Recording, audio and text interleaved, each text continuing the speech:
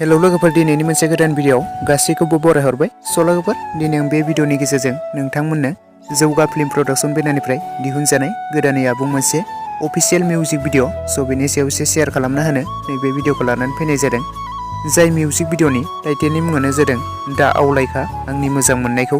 बे मिउजिक भिडियोआव गाहायै कास्टिं महरै दङ प्रेक्टिकल बसुमतारी, अनिल, मस्क', जस, दीप्ति, गणेश। मेथाइखौ रोजाबदों जांगिला बसुमतारी। मेथाइनि लाइरिक्स आरो टिउनखौ होदों जांगिला बसुमतारी। बिथाङानो डाइरेक्सन करिय'ग्राफखौ खालामदों जायफुल बसुमतारी। प्रडिउसारखौ खालामदों हालब्रि बर'।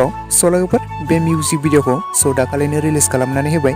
बे मिउजिक भिडियोखौ दासिमाव जुदि नोंथांमोना नायालासिनो थादोंब्ला जौगा फिल्म प्रडाक्शन चेनेलाव बयबो थांनानै नायहैब्लानो जाबाय। आरो सोर सोर नोंथांमोना बे मिउजिक भिडियोखौ नायनानै माबोरै मोनखो आंनो अननानै कमेन्ट बक्सआव फोरमायहरदो।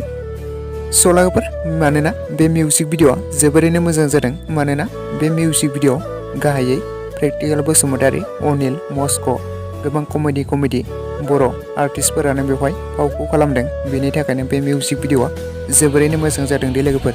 दासिमाव जुदि नोंथांमोना नायालासिनो थादोंब्ला बयबो जौगा फिल्म प्रडाक्शन चेनेलाव नायहैब्लानो जाबाय। लोगोफोर, लोगोसे आंनि दासिमनि भिडियोआ बेखिनियावनो। भिडियोखौ नायनानै जुदि मोजां मोनदोंब्ला लाइक खालामदो। लोगोसे चेनेलाव गोदानै फैदोंब्ला साबस्क्राइब खालामनानै खाथिनि बेल आइकनखौबो अल प्रेस खालामना लादो, जाहाथे नोंथांमोना बेफोरबायदिनो फैनो गोनां बर' सावथुन आरो भिडियोफोरनि आपडेटखौ मोनबाय थायो।